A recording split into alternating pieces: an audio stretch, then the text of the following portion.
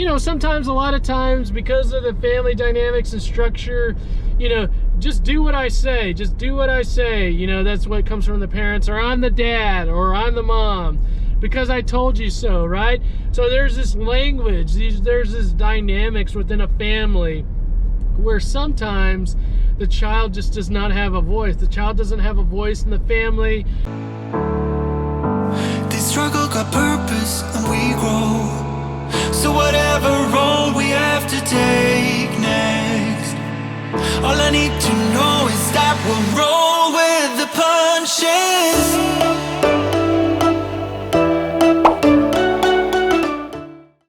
Okay, y'all, here we are, back with another episode, back with the episode of Midwest Anxiety Daily. And off the jump, off the start, I have to admit something to you. It's been difficult. I knew it would be. I told you up front, it's going to be difficult. I still am very adamant, intentional about doing this daily. But we're going to have to work out some of the minor details, y'all. Some of the minor details. I've got a lot going on, like many of you do. And I just got to work through some of the kinks, And I'm just going to admit, a couple days ago, I started a vlog, and then I got this phone call. Okay, y'all, on today's vlog, I got something special to talk to you about. Oh, my phone's ringing. Oh, I'll do this again. Phone's ringing. Be right back. And never got back to the vlog, y'all. Never got back to the vlog. And so here we are. We're pushing rewind. We're starting another day. The cool thing I love about the vlog, the cool thing I love about life, as long as our heart is still beating, we got time, y'all. That's right. As long as our heart's still beating, we got time. And I'm all about playing the long game. You know what they say? It's not a sprint. It's a journey. It's a marathon. Life is a marathon. And I'm all about the marathons. So we're just gonna give ourselves grace, and here we go. Let's go. We got another day. Let's see what goes on. I have no idea. This vlog is gonna be just straight from the heart, y'all. This vlog is gonna be straight from the heart. So off to see lots of clients today. My first client I'm going to visit in a school. Often do that where, you know, if there's school related things, why not just go right into where the struggle is, y'all? Why not go right into the struggle? Let's get as close to the struggle as we can. So going to the school, meeting with the client in the school, talking to the school counselor, talking to some of the teachers. You know, we just like to get right in the dirt. We like to get dirty with those struggles. We like to just see them right there as close as we can. Okay, it's time for what's been coming up in client sessions. All right, y'all, let's just go ahead and get into what's been coming up in client sessions.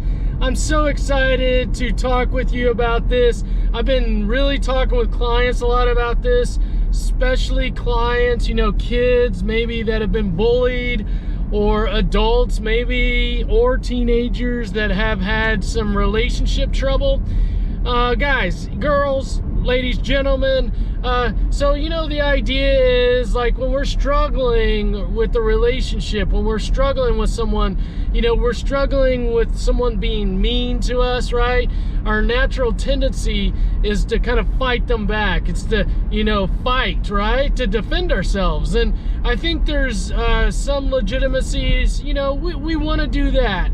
But here's the thing that I really believe, y'all, is that people that are mean and naturally mean, that maybe not have an awareness that they're mean, what we need to do is we need to be nice. Because here's the thing, it's hard, it's difficult to be mean to a nice person. It just really is, right? It's hard to be mean to a nice person. And so what we need to do is we need to be able to take that energy that they're giving us, that mean energy, And rather than being mean back, we just need to be nice to them. Now, that's not saying that we don't need to have boundaries. I think we definitely need to have boundaries. But overall, the goal, I believe, the goal is to be just as kind, caring, nice as we can, right? We need to open ourselves up, be vulnerable, and to be able to do that, we need to be nice, okay? I've talked a lot about this topic in recent days because I'm just seeing recently a lot of stress in relationships, and stress like I'm gonna close myself off, I'm gonna cut myself off from them, I'm not gonna talk to them anymore, they're bad, whatever else. And I just really believe in that strong, just kind, caring character, that really good character. I think it's hard, y'all. It's hard to be kind, it's hard to be caring. Sometimes people just say it's just easier to be mean.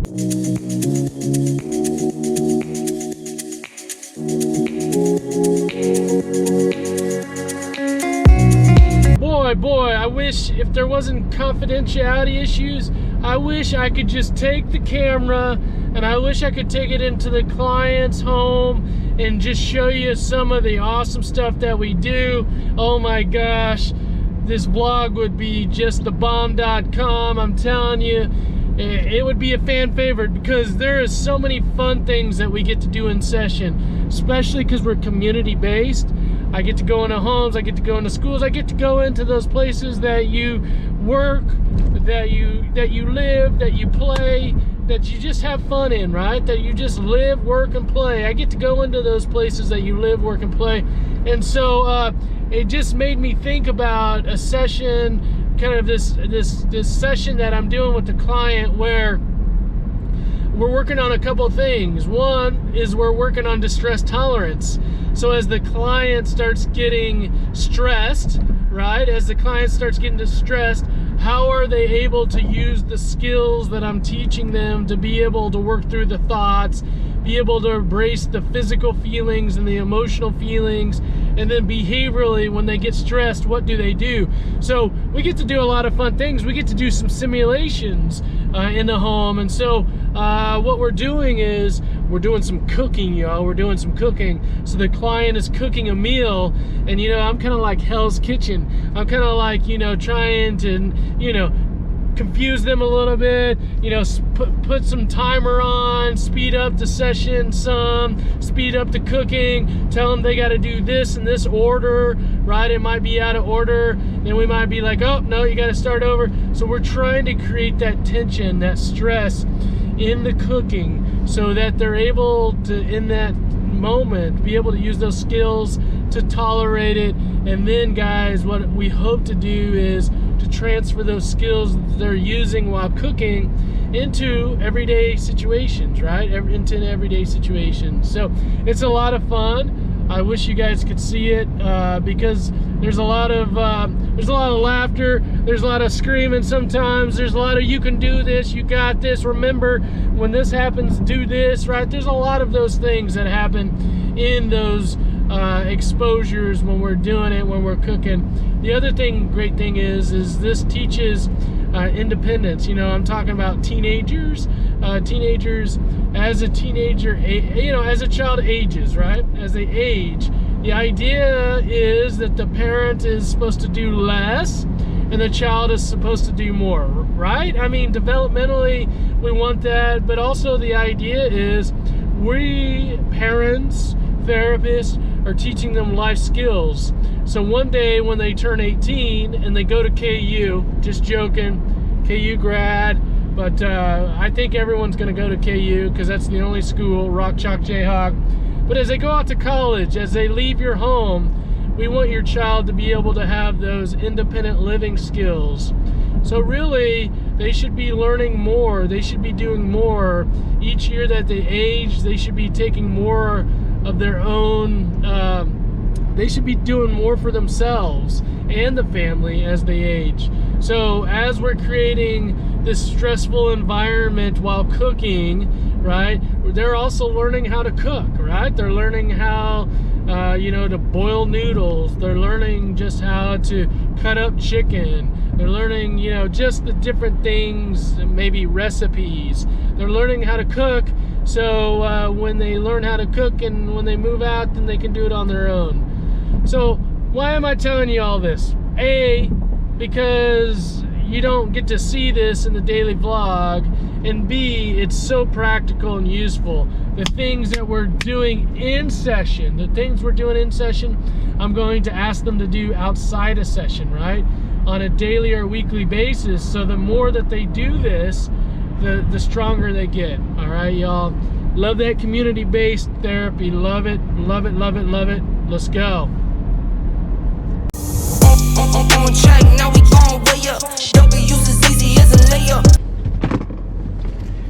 All right, y'all. I got something to talk to you about. This is so good that this is like another what's been coming up in client sessions, y'all. Okay, it's time for what's been coming up in client sessions. All right. In families, right? We got mom and dad, you know, sometimes it's just mom or sometimes it's just dad. And then we got the kids, right? And, you know, sometimes, a lot of times, because of the family dynamics and structure, you know, just do what I say. Just do what I say. You know, that's what comes from the parents, or I'm the dad, or I'm the mom, because I told you so, right? So there's this language, there's this dynamics within a family where sometimes the child just does not have a voice. The child doesn't have a voice in the family. Maybe the child feels like he or she doesn't have a voice at school. Maybe doesn't have a voice with friends. And so a lot of, you know, there's times where, you know, information that the child may share about how they're feeling or how they're thinking or what's going on in their life, they just get conditioned just to hold that information inside. So they just stuff it down inside. And that may be good things that they don't share, and maybe not so good things, right? So what we do, the goal is to help the child feel comfortable just sharing information, both the good and the not so good. So this is one of the things that I do in families. You know, one time a day, what I would do, what I'll ask is I'll ask the child to share something with their mother or their father, a good thing, something that they enjoyed during the day about the mother and father, and then something they didn't enjoy, something that made them feel. So I feel happy when, or I felt happy because, right? I felt annoyed when you said this. So one time a day, try to do it in the evening. We'll just have the child and the parent or parents sit across from each other, and the child will just say whatever it is. I felt happy when you gave me a hug, right? Or I felt annoyed when you made me sit down and do my homework, right? So we'll have the child say these things, and then the parent's response at the beginning is, okay, thank you for sharing that with me. And that's all the parents will say. That's all the parents will say is, okay, thank you for sharing that with me. And really the idea behind this is I want the child to start to feel safe. I want them to start to feel comfortable with expressing themselves, and then not being fearful that the parent is going to judge them or critique them or give them kind of direction and command. I want the child to feel validated. I want the child to feel heard. I want the child to feel loved, okay? And so we do that by just a child expressing some type of feeling, some type of emotion, and then just the parent sitting back, all right, and listening and hearing and feeling what the child is saying, all right?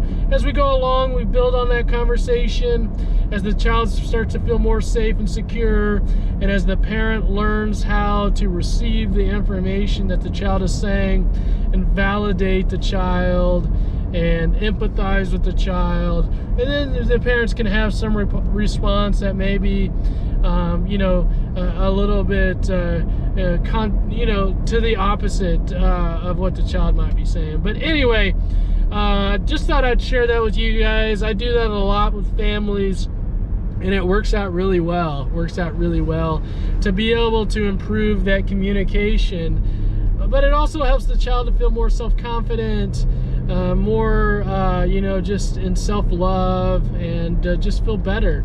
And then what we see, because the parent and the child have discussed in a more effective way, that we see less conflict in the family. We just see more effective communication and less behavioral outbursts. All right, hope that helps, y'all.